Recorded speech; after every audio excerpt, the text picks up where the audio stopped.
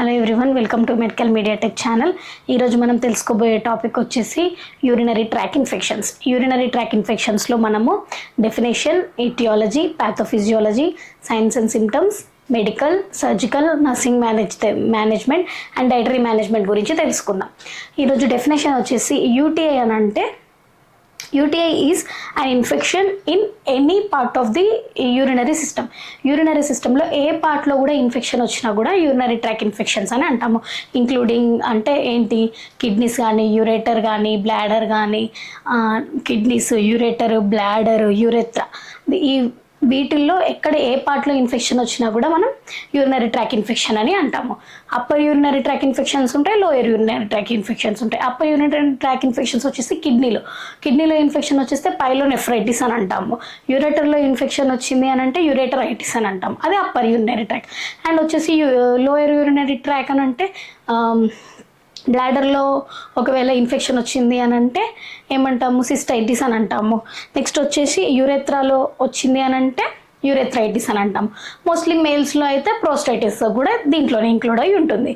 Upper UTI and lower UTI. Upper UTI వచ్చేసి pyelonephritis and యూరెటరైటిస్.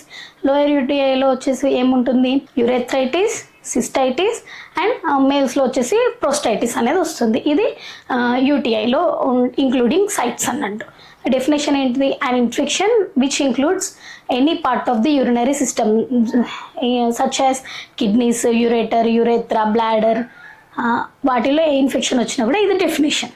Next వచ్చేసి etiology వచ్చేసి ఏంటి, కాజెస్ అంటే ఏంటి, బ్యాక్టీరియల్ ఇన్ఫెక్షన్స్ వచ్చేసి మెయిన్లీ 80 to 90% ఈకోలై బ్యాక్టీరియా వల్ల యూరినరీ ట్రాక్ ఇన్ఫెక్షన్స్ వచ్చే ఛాన్సెస్ ఎక్కువ ఉంటాయి. నెక్స్ట్ వచ్చేసి ఫంగల్ ఇన్ఫెక్షన్స్ కూడా ఉంటాయి. క్యాండిడా ఇన్ఫెక్షన్స్, సెక్షువల్ ఇంటర్కోర్స్ వల్ల కూడా యూటీఐ వచ్చే ఛాన్సెస్ ఉంటుంది. Next tight and synthetic clothing use చేయడము, అలాంటి ఫ్యాక్టర్స్ వల్ల కూడా మనకి యూటీఐ వచ్చే ఛాన్సెస్ ఉంటుంది. నెక్స్ట్ వచ్చేసి indwelling catheters. Bed ridden patients ఉంటారు, అంటే మొబిలిటీ ఇవ్వకుండా ఉన్న పేషెంట్స్కి మనము క్యాథెటర్ అనేది ఇన్సర్ట్ చేస్తాము. క్యాథెటర్ అక్వైర్డ్ ఇన్ఫెక్షన్స్ అంటే ఇది ఇన్వెల్లింగ్ క్యాథెటర్ వల్ల వచ్చే ఇన్ఫెక్షన్స్ కూడా ఒక ఇటియాలజికల్ ఫ్యాక్టర్ అన్నట్టు. నెక్స్ట్ వచ్చేసి obstructive abnormalities like BPH, benign prostate hyperplasia రావడం, ఇది కూడా ఒక కాజ్ వచ్చేసి యూరినరీ ట్రాక్ ఇన్ఫెక్షన్స్లో. నెక్స్ట్ వచ్చేసి క్యాలిక్యులై, రీనల్ క్యాలిక్యులైస్, యూరేటర్ క్యాలిక్యులైస్. అంటే ఎక్కడ ఏ పార్ట్లో కూడా స్టోన్ ఉన్నా కూడా మనకి ఆ చుట్టూ ఉన్న భాగంలో ఇన్ఫెక్షన్ వచ్చే ఛాన్సెస్ ఉంటుంది. క్యాలిక్యులై ఉన్న ఇన్ఫెక్షన్ వస్తుంది. ఏంటి etiological factors, bacterial infections such as E coli. Mainly E coli 80 to 90% E coli bacteria వల్ల వస్తుంది. నెక్స్ట్ వచ్చేసి candida infections, calculus, tight and synthetic clothing, indwelling catheters, sexual intercourse, ఈ వీటి వల్ల మనకి యూరినరీ ట్రాక్ ఇన్ఫెక్షన్స్ వచ్చే ఛాన్సెస్ ఉంటుంది. నెక్స్ట్ వచ్చేసి ప్యాథోఫిజియాలజీ అంటే మోడ్ ఆఫ్ ట్రాన్స్మిషన్, అంటే కాజెస్ నుంచి ఎలా ట్రాన్స్మిట్ అవుతుంది డిసీజ్ అనేది ప్యాథోఫిజియాలజీ ఉంటుంది. First bacteria or any other factors or organism enter in to the urethra through the perineum నుంచి యూరెత్రాకి bacteria or any other organism enter అయినప్పుడు అది ఏమవుతుంది అని అంటే attach and colonize the epithelium of urinary tract. Epithelial layer ఉంటుంది కదా, ఆ లేయర్కి అటాచ్ అయిపోయి కొలనైజ్ అవుతుంది, అంటే మల్టిప్లికేషన్, డివైడ్ అవుతుంది అన్నట్టు. అది బ్యాక్టీరియా అనేది, అది ఇన్ఫెక్షన్ అనేది డివైడ్ అయిపోతుంది, అంటే attach and colonize the epithelium of urinary ట్రాక్లో అది కొలనైజ్ అయిపోయి నెక్స్ట్ వచ్చేసి ఏంటిది, అక్కడ డిఫెన్స్ మెకానిజం అనేది జరుగుతుంది. డిఫెన్స్ మెకానిజం త్రూ ఏంటి, యూరిన్ యాసిడిటీ వల్ల, దానివల్ల డిఫెన్స్ మెకానిజం అనేది జరిగేసి మనకి యూటీఐ వచ్చే ఛాన్సెస్ ఉంటాయి. And when bacteria enters into the organism through the urethra or perineum, it leads to the attach and colonize the bacteria in epithelium of the urinary tract, and it leads to the avoid the host defense mechanism జరుగుతుంది through urinary acidity ద్వారా, and it leads to the UTI. ఇది pathophysiology. ఇప్పుడు definition అయిపోయింది, ఇటియాలజికల్ factors అయిపోయింది, pathophysiology అయిపోయింది. Next వచ్చి clinical manifestations అంటే science and symptoms. A science and symptoms వస్తాయి యూరినరీ ట్రాక్ ఇన్ఫెక్షన్స్లో అంటే మెయిన్లీ బర్నింగ్ మిక్చురేషన్ ఉంటుంది. నెక్స్ట్ వచ్చేసి ఫ్రీక్వెన్సీ ఆఫ్ యూరిన్ అంటే ఫాస్ట్గా అంటే టైమ్స్లో ఈ ఫాస్ట్గా యూరిన్ వచ్చే ఛాన్సెస్ ఎక్కువ ఉంటాయి. నెక్స్ట్ యూరినరీ అర్జెన్సీ అంటే ఇప్పుడే వెళ్ళేసి వచ్చినా కూడా యూరిన్ అర్జెన్సీ అనేది ఎక్కువ ఉంటుంది. నెక్స్ట్ వచ్చేసి కొన్ని కేసెస్లో they have unable to void urine అంటే వాళ్ళు వాయిడ్ చేయలేకపోతారు యూరిన్ని. నెక్స్ట్ వచ్చేసి బ్లాడర్ మొత్తం యూరిన్ కంప్లీట్ అయిపోతుంది కానీ మనకి ఆ ఫీలింగ్ అనేది ఇన్కంప్లీట్ ఫీలింగ్ ఉంటుంది. Incomplete of the bladder empty అయినట్టు మనకి ఫీలింగ్ ఉండదు అన్నట్టు. నెక్స్ట్ వచ్చేసి వాయిడింగ్ ఆఫ్ స్మాల్ అమౌంట్. కొన్నిసార్లు కొంచెం యూరిన్ వచ్చేసి మళ్ళీ చాలా టైంకి మళ్ళీ అర్జెంట్ అయిపోయి మళ్ళీ కొంచెం యూరిన్ అంటే స్మాల్ అమౌంట్ ఆఫ్ యూరిన్ వస్తుంది కొంతమందికి. ఇవన్నీ లోయర్ యూటీఐలో వస్తాయి మోస్ట్లీ. అప్పర్ యూటీఐలో వచ్చేసి ఏమవుతుందంటే flank pain, lower back pain వస్తుంది. నెక్స్ట్ క్లౌడీ యూరిన్ అనేది వస్తుంది. నెక్స్ట్ వచ్చేసి ఫీవర్, డిస్యూరియా, చిల్స్ ఇలాంటివి వచ్చే ఛాన్సెస్ ఉంటాయి మోస్ట్లీ. ఫ్లాంక్ పెయిన్ వస్తుంది, ఫీవర్, చిల్స్, డిస్యూరియా ఉంటుంది. నెక్స్ట్ వచ్చేసి క్లౌడీ యూరిన్ వస్తుంది. నెక్స్ట్ బర్నింగ్ మిక్చురేషన్ ఉంటుంది, frequency of urine, urgency of urine ఉంటుంది. నెక్స్ట్ వచ్చేసి inability to void, they have inability to void the urine. Next వచ్చేసి incomplete emptying of the bladder empty అయినట్టు వాళ్ళకి feeling ఉండదు. Next వచ్చేసి voiding small amount of urine అనేది వాళ్ళు void చేస్తారు. ఇలాంటి క్లినికల్ మేనిఫెస్టేషన్స్. ఇంకా ఇచ్చింగ్ కూడా ఉంటుంది, కొన్నిసార్లు ఇచ్చింగ్ ఉంటుంది, బర్నింగ్ మిక్చురేషన్ ఉంటుంది. కొన్నిసార్లు దీనివల్ల నాజియా, వామిటింగ్ వచ్చే ఛాన్సెస్ కూడా ఉంటాయి. ఇది వచ్చేసి సైన్స్ అండ్ సిమ్టమ్స్. నెక్స్ట్ వచ్చేసి డయాగ్నోస్టిక్ ఎవాల్యుయేషన్స్. ఏ డయాగ్నోస్టిక్ ఎవాల్యుయేషన్స్ ద్వారా మనకి యూరినరీ ట్రాక్ ఇన్ఫెక్షన్ ఉంది లేదు అనేది తెలిసింది అంటే ఫస్ట్ కంప్లీట్ యూరిన్ ఎగ్జామినేషన్ చేసిన దాంట్లో పస్సెల్స్ ఎంత ఉన్నాయి అంటే ఇన్ఫెక్షన్ ఎంత ఉందో మనకు తెలుస్తుంది. నెక్స్ట్ వచ్చేసి urine culture and sensitivity test. Urine culture and sensitivity A bacteria వల్ల మనకి వస్తుంది అనేది కూడా కల్చర్ అండ్ సెన్సిటివిటీలో తెలుస్తుంది.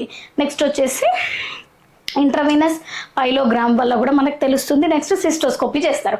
సిస్టోస్కోపీ అంటే ఒకటి మనం సిస్ట్ని చూడడం అన్నట్టు అంటే విజువలైజ్ ద దట్ బ్లాడర్ని మనం సిస్టోస్కోపీ ద్వారా చూసి ఇన్ఫెక్షన్ని డయాగ్నోస్ చేసే ఛాన్సెస్ ఉంటాయి.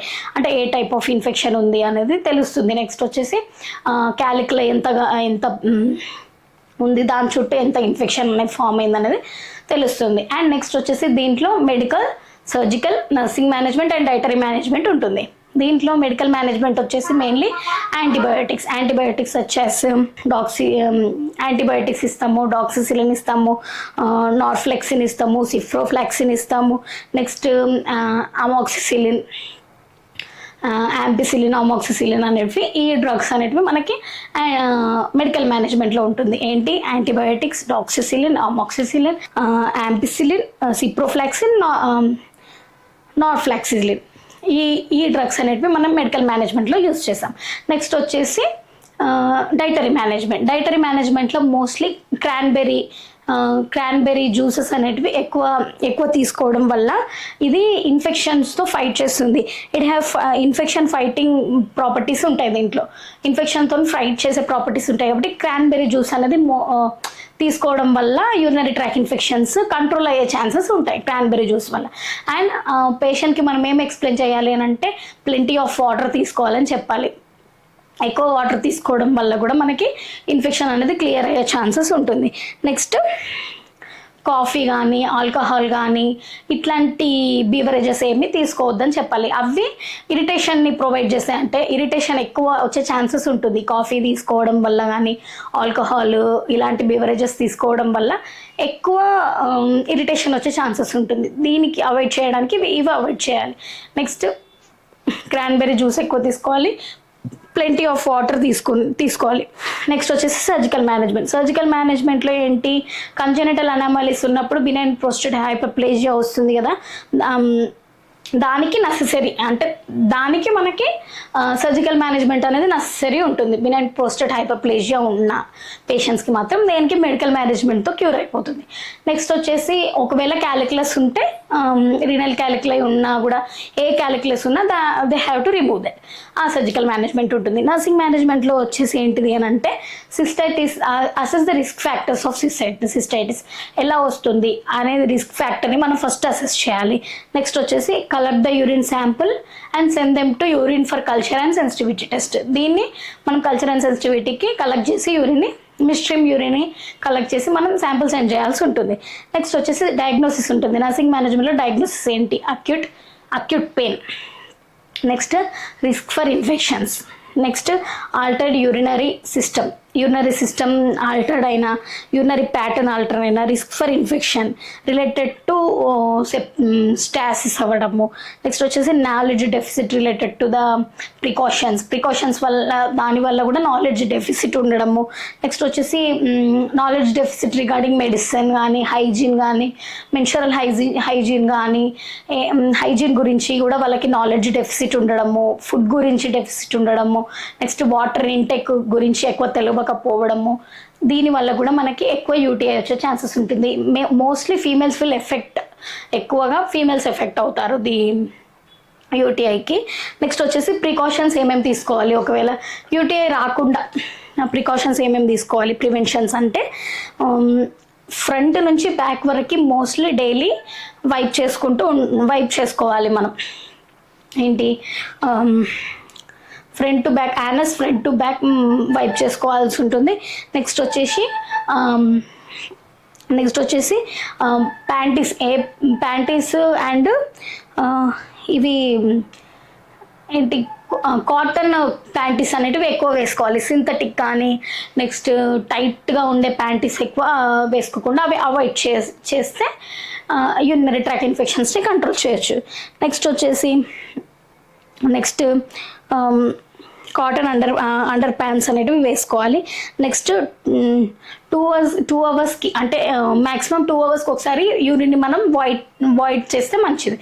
యూరిన్ అంటే మోస్ట్లీ ఫ్లూయిడ్ ఇంటెక్ తీసుకోవాలి. నెక్స్ట్ 2 అవర్స్ మధ్యలోనే మనం ఎక్కువ సార్లు యూరిన్ వాయిడ్ చేయాలి. 2 అవర్స్కి మధ్యలో మనం యూరిన్ వాయిడ్ చేస్తే ఎక్కువసేపు ప్రొలాంగ్గా మనం బ్లాడర్ని ఫిల్ చేసి ఇట్లా ఆపుకుంటే కూడా మంచిది కాదు. నెక్స్ట్ మోస్ట్లీ ప్రెగ్నెన్సీ ఉమెన్స్లో కూడా లేకుంటే నార్మల్గా మనం కూడా ఎవ్రీ 2 అవర్స్కి ఒకసారి యూరిన్ని వాయిడ్ చేస్తే మంచిది.